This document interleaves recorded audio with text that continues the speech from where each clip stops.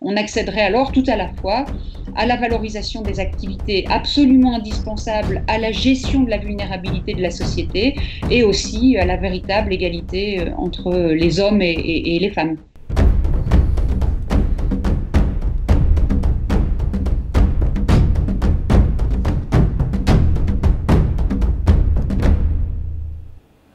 Bonjour à Antoinette Brouillot et Daniel Richard. Nous allons écouter avec vous l'économiste Florence Janicatrice nous parler de la façon dont il faudrait aujourd'hui avancer vers une réelle égalité salariale entre les hommes et les femmes. Nous sommes en pleine crise sanitaire et cette période très particulière n'a vraiment pas fini de démontrer l'importance décisive de certaines activités pour assurer la survie et aussi l'organisation sociale des sociétés. Les activités auxquelles je fais référence ici prennent en charge des fonctions qui sont vraiment vitales et qui sont des fonctions de première nécessité.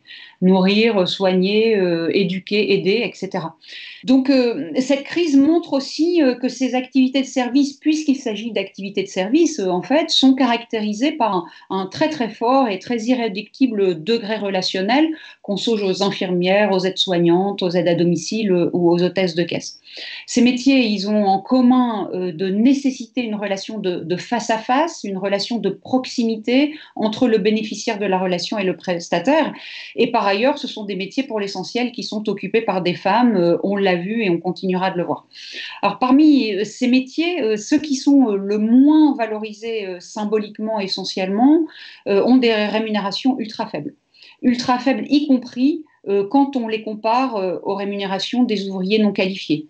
Et cet écart entre les ouvriers non qualifiés et ces employés, il se constate alors même qu'une partie de ces employés de service est diplômée, que les tâches à réaliser ont un certain degré de complexité et que les compétences qu'elles mobilisent sont particulièrement nombreuses. Il y a des tas de travaux vraiment qui ont montré que ces salariés déploient vraiment de l'autonomie dans le travail, qu'ils prennent des initiatives et qu'ils endossent des responsabilités, y compris vis-à-vis des personnes dont ils prennent soin, par exemple. Et chez ces professionnels, il y a deux éléments au cœur des conditions de travail et souvent de la pénibilité. D'un côté, la disponibilité temporelle, c'est-à-dire le fait de devoir se mettre à disposition du public au moment où les besoins sociaux sont exprimés. Et puis, d'autre part, la relation de service. Cette économie de service relationnel, comme on l'appelle parfois, elle invite donc à remettre sur l'établi une épineuse question qui par ailleurs est absolument passionnante, qui est la question de la valeur de ces emplois qui sont, tout le monde semble s'y accorder aujourd'hui, à forte utilité sociale. Alors ça, ce sont les constats, mais qui n'ont pas été toujours partagés. Sans doute la crise permet d'avoir une sorte de diagnostic de plus en plus partagé, et c'est tant mieux. Mais devant l'urgente nécessité de promouvoir ces métiers, il y a vraiment plusieurs stratégies. D'un côté, une des stratégies consiste à recycler des logiciels économiques qui sont, de mon point de vue, totalement surannés. Par exemple, à alléger la fiscalité et les cotisations sociales qui environnent ces emplois. C'est le chemin qui a été emprunté par la plupart des politiques économiques de lutte contre le chômage depuis des décennies. Et l'impasse de cette stratégie, c'est d'avoir vraiment envisagé ces activités de service exclusivement dans leur capacité à résoudre le chômage. Qu'on songe par exemple au plan de développement des services à la personne de 2009 en France, où on faisait vraiment miroiter la création de plusieurs millions d'emplois. Et puis, on n'envisage jamais ces emplois, et c'est pour cela que c'est une impasse, dans leur capacité décisive à soutenir et à prendre soin de la vulnérabilité de la société. Deuxième stratégie possible, c'est celle que l'on commence à voir poindre ici. Ça consiste à développer des dispositifs très spectaculaires, mais aussi très ponctuels de valorisation, à coup de primes de crise, voire de primes de performance. Et ces rémunérations, de mon point de vue, sont tellement éloignées des enjeux structurels que j'ai à peine envie d'en parler parce qu'il y a aussi un élément un peu cynique. Ça renvoie d'ailleurs à des théories néoclassiques incitatives. Et il me semble que la troisième stratégie que j'ai identifiée, c'est celle qui est la plus à la hauteur des enjeux, consiste vraiment à prendre la question à la racine. Alors de quoi il s'agit ? Eh bien, il s'agit de mettre en œuvre cette fois une hausse générale et vraiment coordonnée des salaires de l'ensemble de ces branches d'activité du care, de ces activités du prendre soin, qui sont souvent d'ailleurs réalisées dans le secteur public ou dans le privé non lucratif, on dirait dans l'ESS en France, et d'appliquer en sus l'égalité vraiment salariale entre les hommes et les femmes, même lorsque les emplois sont différents, mais considérés de même valeur, comme c'est déjà expérimenté dans certains pays comme le Canada, et comme c'est réclamé d'ailleurs par l'ensemble des partenaires sociaux en France aujourd'hui. Et il me semble que par ces dispositifs très structurels, mais aussi un peu radicaux, on accéderait alors tout à la fois à la valorisation des activités absolument indispensables à la gestion de la vulnérabilité de la société et aussi à la véritable égalité entre les hommes et les femmes. Alors Daniel Richard, vous êtes secrétaire régional à la FGTB. Comment une organisation qui est historiquement très masculine et ancrée dans l'emploi industriel intègre aujourd'hui ces enjeux qui sont liés à l'économie de service et à la place en particulier qui occupe les femmes? Je nuancerai en disant qu'on reste ancré majoritairement en fait dans l'industrie. On a on représente en fait pas mal de travailleurs effectivement actifs dans les secteurs dont on parle, que ce soit ceux du care ou ceux des services, de manière générale. Pour répondre à la question de savoir comment est-ce qu'une organisation comme la mienne en fait peut intervenir en fait sur ces questions d'égalité, sur ces questions en fait liées aussi à l'invisibilité en fait d'une série de travailleurs qui sont essentiels. La crise le montre aujourd'hui dans le fonctionnement de la société. La première réponse que j'ai envie de dire, elle touche en fait à la revendication qui est portée depuis un certain nombre d'années par les organisations syndicales, qui est la revalorisation du salaire minimum, qui est le porté à 14 €, qui est déjà en fait une première réponse. J'ai envie de dire aussi en fait que cette revendication touche d'autres secteurs dont on a moins parlé en fait dans la séquence qu'on vient d'entendre, et qui sont par exemple toutes les fonctions liées à l'entretien. Dans l'industrie ou dans les services aujourd'hui, on mesure bien à quel point en fait la fonction en fait de l'entretien participe en fait à la stratégie de résistance par rapport en fait à l'épidémie. Antoinette Brouillot, vous êtes coordinatrice d'Association 21, une plateforme d'organisations qui sont actives dans le secteur du développement durable.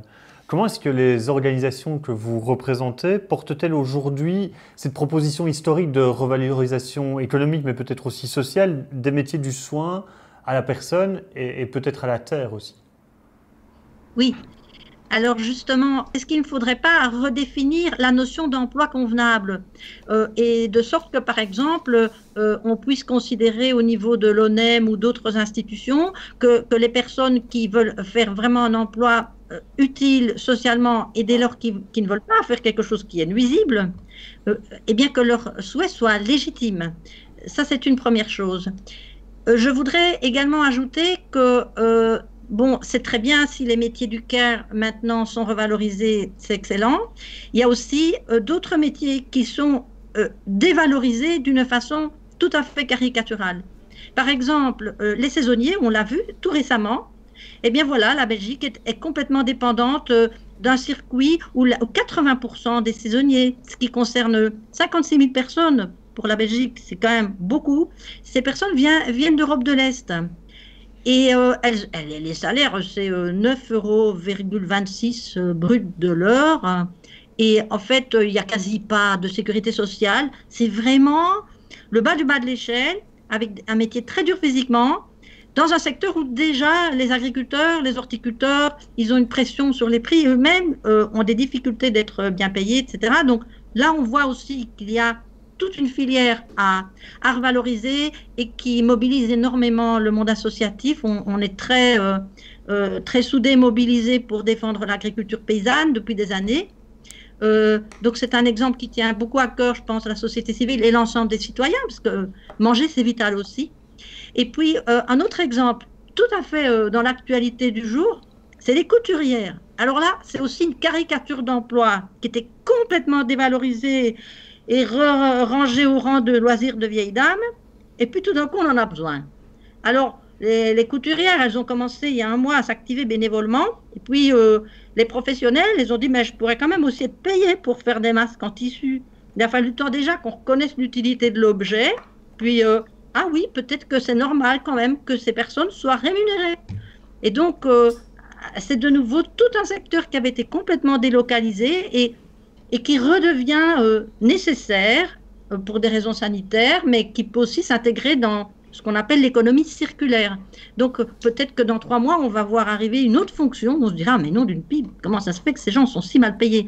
Donc il faut pouvoir profiter de ces opportunités parce que l'avenir, il se construit maintenant au travers d'exemples concrets que tout le monde peut appréhender au travers de l'actu. Voilà. Daniel, vous auriez voulu ajouter quelque chose parce que vous avez été très synthétique. Donc, Oui, mais c'est parce qu'en fait, je pense que ce serait utile de rebondir à un moment donné sur l'idée qu'en fait cette crise montre qu'un certain nombre de fonctions sont essentielles, mais au-delà de ça, le pouvoir, en fait, les dominants, en fait, d'une certaine manière, ont fixé tout seuls comme des grands quels étaient les secteurs essentiels dans un arrêté royal du début de la crise. Et je pense que, pour rebondir sur ce que vient de dire Antoinette, c'est important aussi, en fait, que les citoyens puissent se ressaisir de ce débat pour eux décider ce qui est essentiel. Personnellement, je pense qu'en fait, on est au début d'une série de crises, c'est le premier domino qui tombe. Oh, c'est peut-être pas le premier, on peut discuter longuement à savoir si c'est le premier ou pas le premier, mais c'est le premier domino qui tombe. Et on doit s'attendre à d'autres crises qui vont survenir relativement rapidement. Crise de l'énergie, crise climatique, crise financière, crise économique, etc. Et les pouvoirs publics vont très très vite, sans nous, puisqu'ils ont déjà fixé en fait quels étaient les secteurs essentiels, dire dans quel secteur de l'activité économique il est important que l'État intervienne. Or, si on doit s'attendre à des crises en fait qui vont se succéder, il serait essentiel que les citoyens puissent se ressaisir et dire, par exemple, en fait, l'approvisionnement en eau est quelque chose d'essentiel. Par exemple, l'alimentation est essentielle.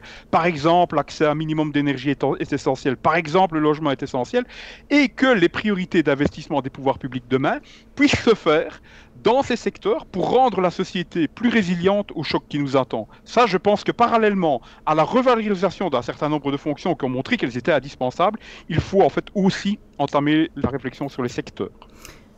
Bien, merci à vous deux. En fait, on va déjà devoir se quitter parce qu'on n'a pas beaucoup plus de temps pour prolonger mais on l'a dit, hein, c'est que le début des discussions et des réflexions. On vous invite néanmoins à rester attentif à ce qui suit parce que la 6e proposition est particulièrement audacieuse. C'est l'idée d'inverser la logique du week-end et de résoudre le problème du travail en nous octroyant plus de temps libre.